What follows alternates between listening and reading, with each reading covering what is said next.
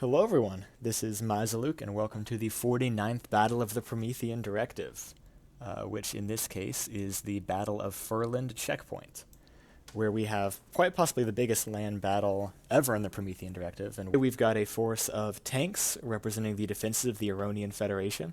There's a lot of fleets, but I'm not going to list them out. Up against along with some planes and escort, up against a massive aerial fleet composed of a bunch of forces from the Duchy of Metford. You'll notice some rather fast camera actions, and that maybe the cadence of my speech doesn't necessarily match what's going on here, because this is recorded in post. And it was also filmed by someone else, the lovely Wireless. This is the point in time where everyone noticed that the Duchy of Metford have an airship carrying a mountain. And much fun was had. As we try and figure out what was happening. Fortunately, they respawned on the friendly team, so we could remove those extra repair bots. You can see the Auroneans have several HIMARS, which are launching a bunch of missiles that are going to be kind of the workforce of their army for this battle. They just have so much DPS compared to most of the other forces. And their ability to just drill through stuff is so strong. Furland checkpoint also comes with 4 of those laser defenses, as you see there. They're kind of split between a couple different AIs that they mostly kind of dual target. Although you can see that they're not quite doing that as intended this time.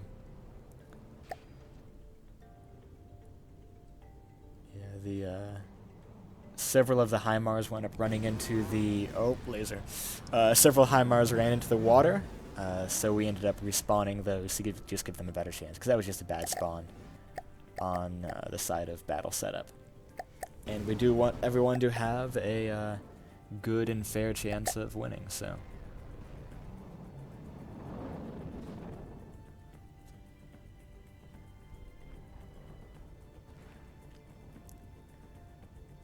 More HIMARS trying to do their work but getting distracted by a decoy. But I think some of them may find their way to the enemy anyways.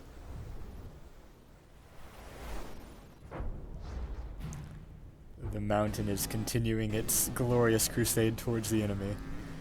And at this point we're like, okay, is it going to drop on those tanks? And the answer is sadly no. But we will see what happens with it later on.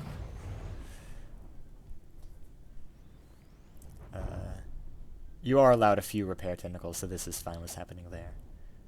But in general, for just the sake of battles, it's better if there's not many. Ooh, a bunch of missiles hitting that guy. Fortunately, it took a lot of the missiles on its side armor plate there. You saw some heavy armor get shown through. But yeah, that mountain, believe it or not, is going to take a lot of fire from here till the end of the battle, because it's kind of a rather obvious thing to shoot at.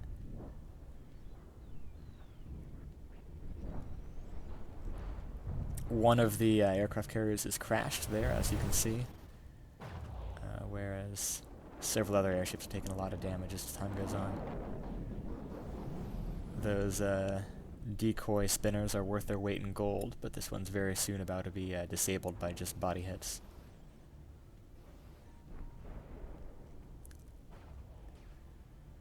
The mountain approaches.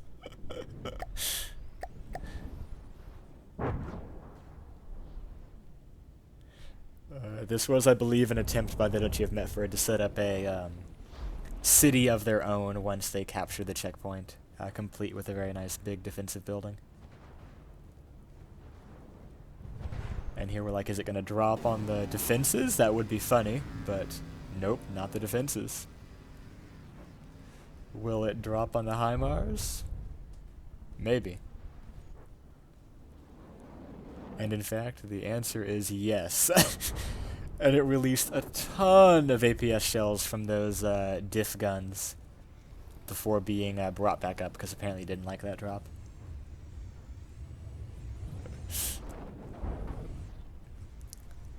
At this point in time, there's a lot of damage to many of the airships. They've been kind of chunked down by the HIMARS.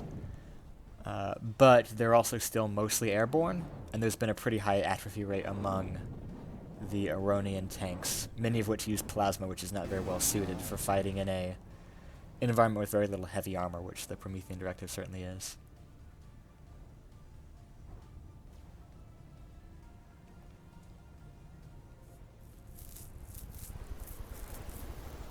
That's one of the larger airships crashed, with most of its weapons disabled.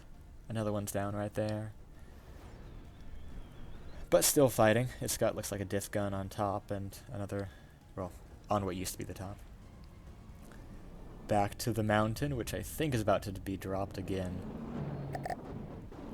Respawning this HIMARS. Most of the mountain can actually just do a more rational attack and to get the HIMARS back to functional. And I believe we're going to grab another... No, nope. It's at this point that the airship carrying the mountain seemed to lose some sort of roll control. And thanks for this mountain, we're only downhill from here. Oh, goodness. It looks really fun to see that, but of course, there's no physics for docked objects, so it's not going to have any weight that can help restore that thing's balance.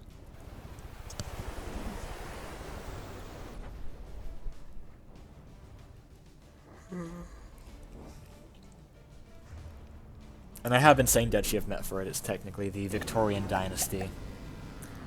But these are forces from the Duchy of Metford who kind of predated the combination. Yeah, taking some screenshots there. This mountain was a really big hit on the Promethean Directive's only social media site of LifeSnap.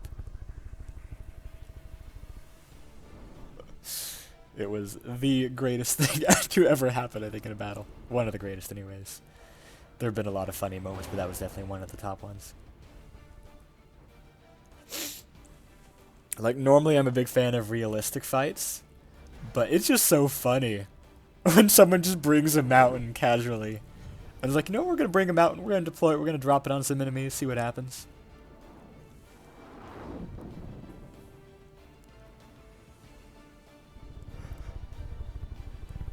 Ugh. We're now about halfway done with the battle. It took close to an hour, I think, to film originally. But of course, this is the built-in recording, which goes at a lot faster game speed. And here the mountain is finally crashing into the waves for the second time, this time uncontrolledly. You can see it's at 84% right there.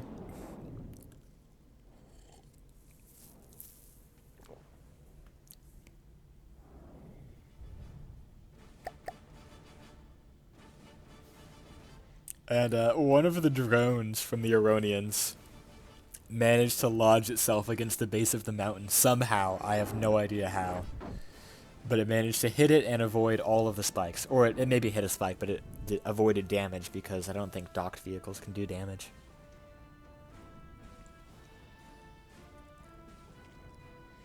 Still a few airships left, just brawling with the remaining tanks.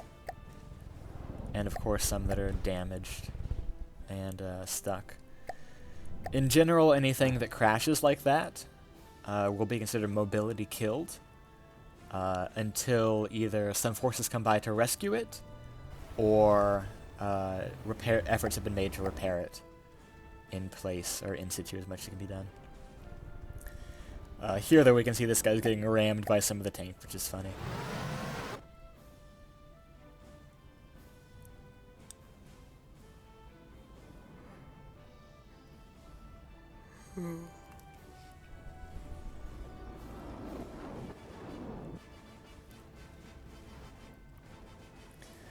And this is, of course, spoilers for the wars to come, but it is the disgruntled crews of these airships who will later turn on the Victorian dynasty and begin the civil war that is currently raging as I record this post-commentary. Possibly due to the high casualty rate they suffered during this battle. They were angry at their overlords in the dynasty for having led them into this fight.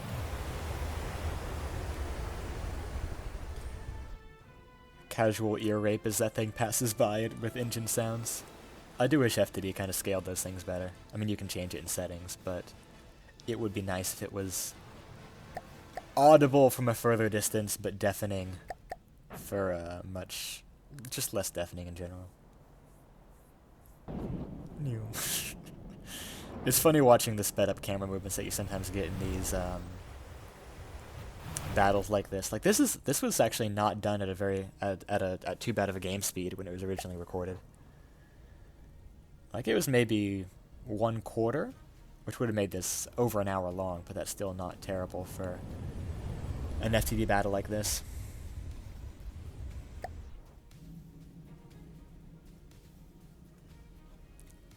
You can see it's utter chaos on the board.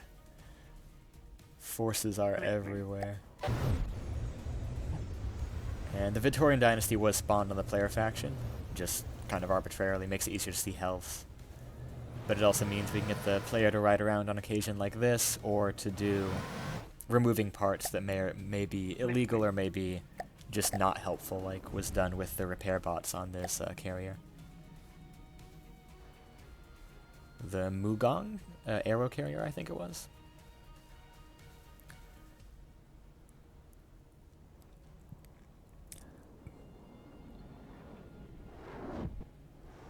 Yeah, this thing's quite badly damaged, and it's currently getting ground into the ground. But believe it or not, a stone mountain that costs like $500,000 is going to be very durable. If you try to beat it up with anything less than, I don't know, a lot of cram cannons would probably take that thing down, but most of the weapons just aren't going to do much. You can see there's only a handful of tanks left, and some mosquitoes and other aircraft. Just scattered across probably like a 10-kilometer square. Maybe just 5, I don't know. And here, as you have to do with player, or with battles where the player is involved, you have to scrap any forces that get below the despawning threshold.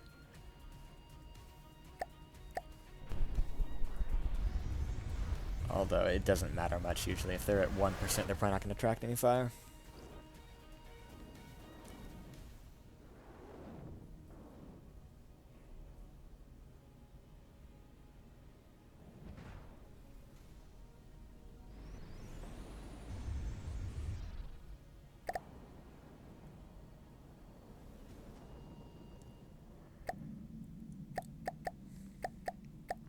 Yeah, most of the airships are doing pretty good. I mean, even the ones that are downed are mostly at around 80% health. Some are as low as like 60. But it's pretty clear that the attacking Victorian dynasty airships are the winners of this battle. It'll take some time to clean up the remaining tanks and aircraft. But it's a pretty clear sweep, even if the casualties aboard the Victorian side are very intensive. Like, that's over half of their airships downed in one way or another. And many of them suffering up to a 20% damage ratio, or damage percentage, I don't know. Which, I mean, in realistic standards would be considered almost catastrophic to suffer 20% or higher casualties.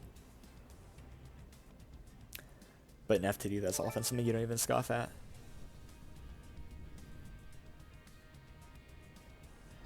Fun fact, as we're just sitting here watching, the word decimated, which in modern usage means like destroyed utterly, actually only means to take 10% off of.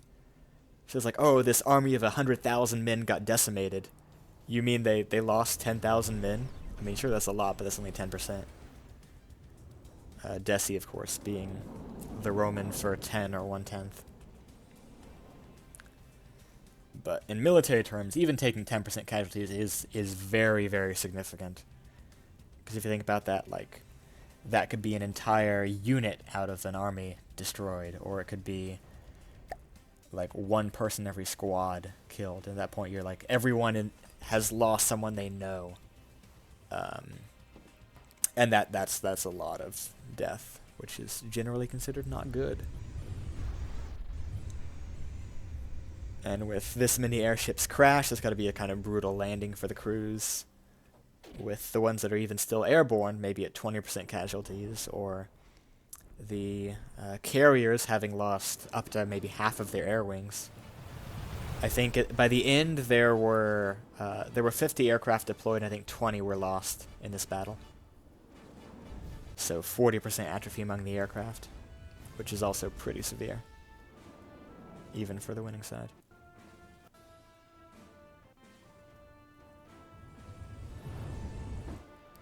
That drone is just desperately juking.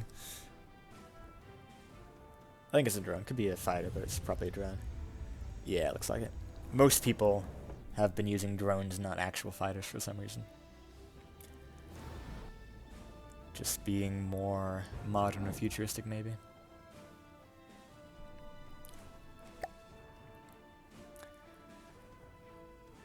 Only a few tanks and aircraft left, just kind of finishing things off to do so for the sake of thoroughness. And in the end, at this battle, this mountain will be considered more or less lost, like it's been crashed and grounded, and could be used as a defense in future. But for most practical purposes, it went down not the way it was intended to be deployed, and is therefore not going to be of great utility.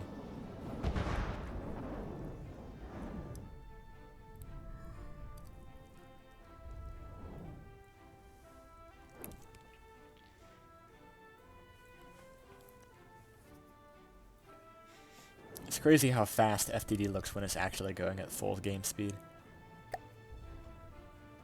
Just some mustachios and mosquitoes left, I believe. And at that point, there's not too much point in continuing the battle. I think we can call it here, and thank you all for watching. Have a good one.